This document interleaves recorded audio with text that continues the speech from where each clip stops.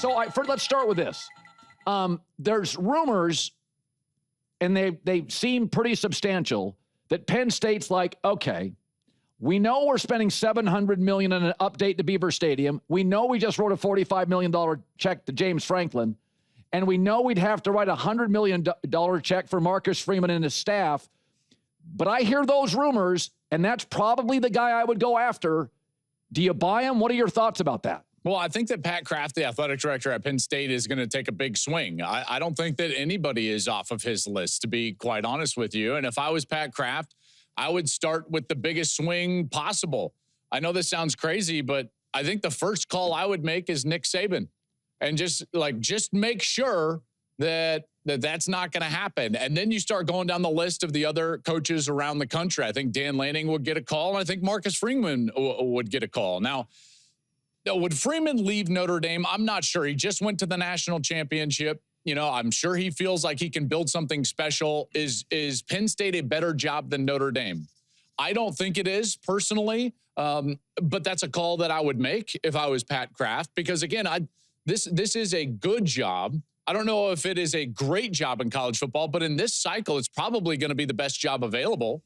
Colin, even if Florida were to come open, if they make a move off of Billy Napier, even if Florida State, went south and Mike Norvell was let go at Florida State, whatever happens at Wisconsin, even if Brian Kelly were to, somehow take a nosedive with LSU beginning, like, let's say this week, I'm not sure that any of those jobs, maybe LSU is, but Penn State is set up perfectly. You brought up the investment into the stadium, $700 million into the stadium. They're willing to pay the money to James Franklin to buy him out. They've got support, and they've got an athletic director that's willing to win. I think Curt Cignetti should probably get a call. I would be swinging for the fences if I was Pat Kraft, because here's the thing, is that this reminds me a lot, maybe not quite to the tier of Georgia, but Mark Richt at Georgia seemed to have a ceiling on that program, and they felt like they could go higher. They bring in Kirby Smart, and they did go higher. Maybe that's the moment that we're in for Penn State right now, where the next guy is going to lift the ceiling of this program, and they can actually go out there and win some of these top 25, top 10 games that James Franklin has fallen short in. So USC, speaking of Notre Dame, goes to South Bend. I don't think it's a great spot for them. I think the quarterback play at Notre Dame is so efficient. They'll pick on USC's corners, the weakness of their roster. I thought they bullied Michigan. I do not think they'll be able to do this to Notre Dame. I thought it was a very I said I thought it was bigger than people realized, beating Michigan and beating them the way they did. That game was not as close as the score, and I'm not sure Michigan's got the right coach. We'll talk about that in 5 minutes. But I don't think USC necessarily matches up well here. What say you? It's not as good of a matchup as they had against Michigan. But I think, let me go back to your point about the substance or the substantial, moment for USC last week in beating Michigan the way that they did. I started to think to myself, yeah, they've had some big wins since Pete Carroll left, but I can't remember one that was maybe as important because of the way that it was played. This signals to everybody like, hey, maybe we can play at the top end of the Big Ten. They took the team in this conference that not only won the national championship a year ago in Michigan, but also lays their entire identity in being a physical team and winning the line of scrimmage. And USC won both lines of scrimmage. That's why you saw Lincoln Riley so emotional and joyful after the game, is because he knew what that win meant and the fashion in which it happened. So that's an important win. Now, the matchup against Notre Dame probably isn't quite as good. And the reason is, and you touched on it briefly, is the balance that Notre Dame has on offense. Yeah. Because Michigan really can't, well, I shouldn't say can't. They don't throw the ball well in just a drop back scenario. So they have to run the football and then get their quarterback out on the outside in order to start to throw the ball and be efficient doing so. But that's not the case with Notre Dame. So Notre Dame can run it with Jeremiah Love. He's one of the best backs in the country. And then CJ Carr has been outstanding. He's been one of the most efficient quarterbacks in the country. And so they have that balance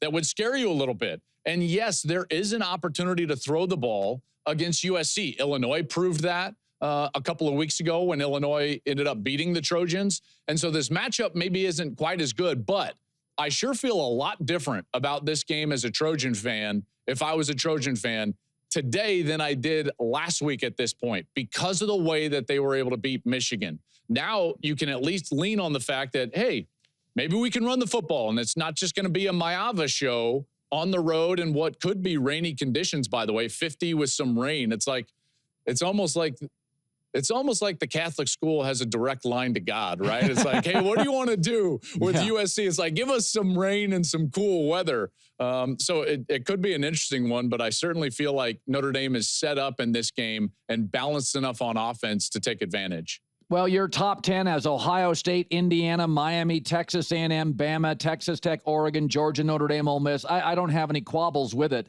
Let's talk Oregon. What happened against Indiana? I'll say this about Indiana, is last year they were a great story. They weren't a great team. I had my reservations. I did say I thought it would be close, but they really dominated the game.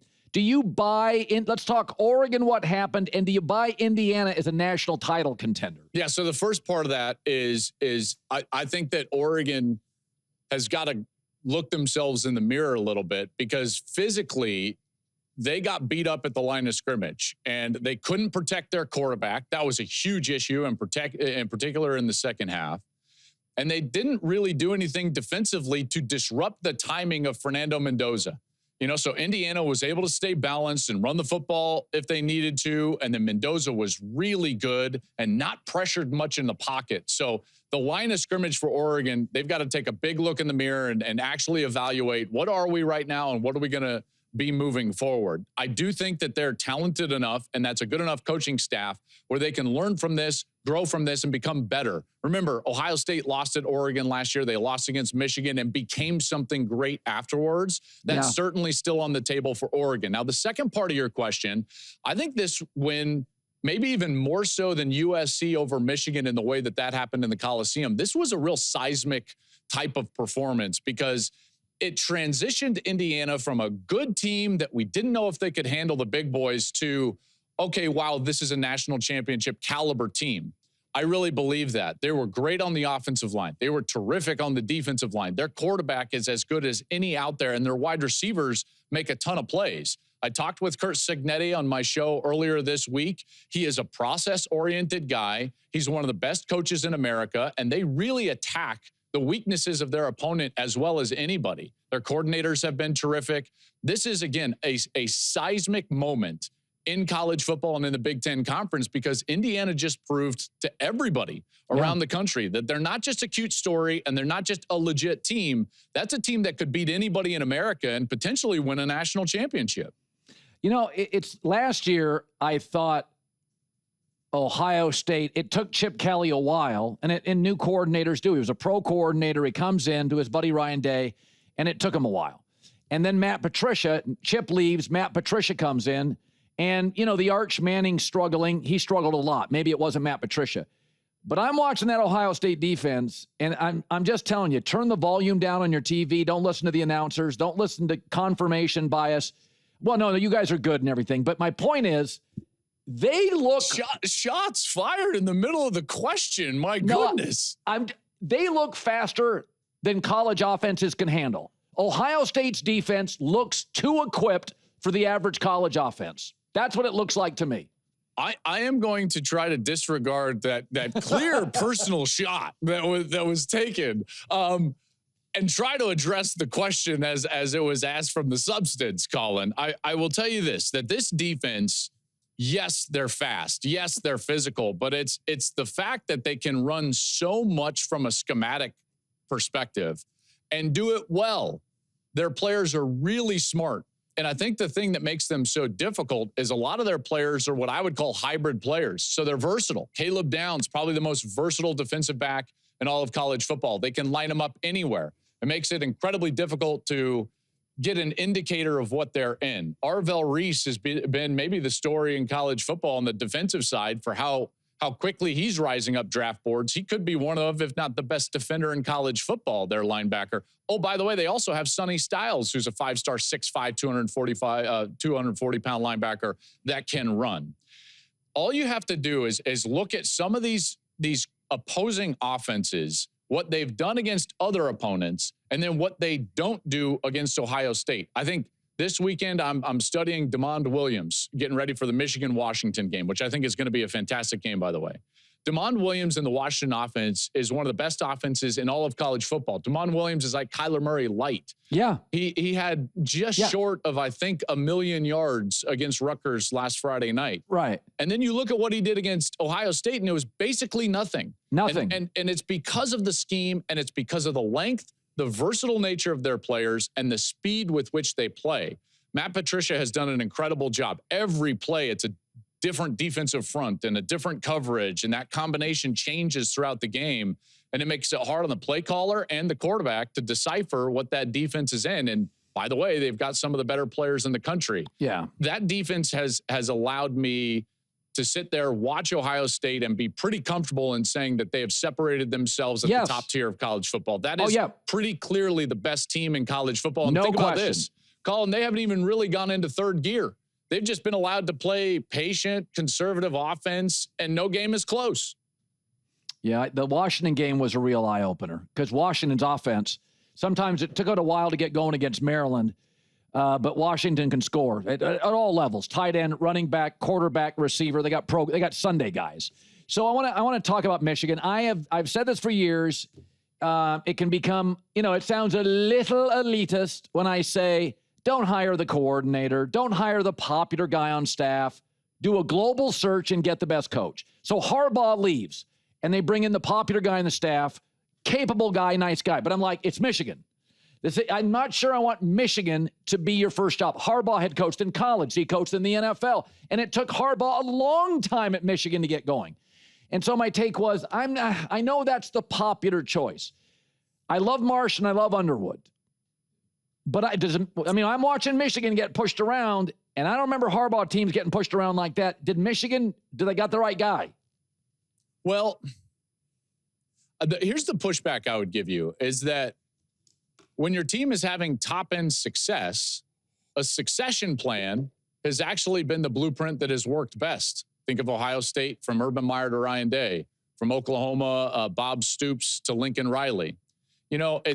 You can have the global search. Yeah, I understand that sentiment, but the problem is that locker room felt like they didn't need a change. And you don't want to disrupt the culture of something that is working. It's different when you've got to fire James Franklin. And then there is a clear mantra of like, we're going to build something different or go to a different location when a coach is underperforming. But when you're performing at the highest level, the succession plan is actually what has worked in college football. And the fear, even though you don't want to operate out of fear, but the fear would have been, if you were Ward Manuel, the athletic director, that if you would have brought someone in from the outside, even if it was a home run, right? And you win the press conference, do you retain the roster? And that's a question. Do you retain the culture? That's a question, because we've also seen teams that are really close, that are good cultures, that are good football teams, but want to go to greatness, and they make the wrong hire. Bill Callahan at Nebraska, possibly Luke Fickell at Wisconsin. And so you change that culture of something that you've been for a long time and your players believe in, and it can go south.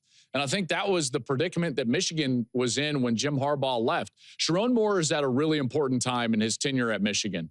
That loss was ground shaking in a lot of ways in that building because of the way that it happened. As big as it was for USC, it's probably even worse for Michigan because of the way that it happened. They have to get back to first principles. What made you great in 2021 that started the run toward a national championship? Physicality, stopping the run, running the football. See, if you do three things at Michigan really well, you can probably win. Stop the run, run the ball, cover kicks. That's what Jim Harbaugh did. Now, it started to grow after J.J. McCarthy became a veteran quarterback, and they get some guys like Blake Corum and things like that in their offense.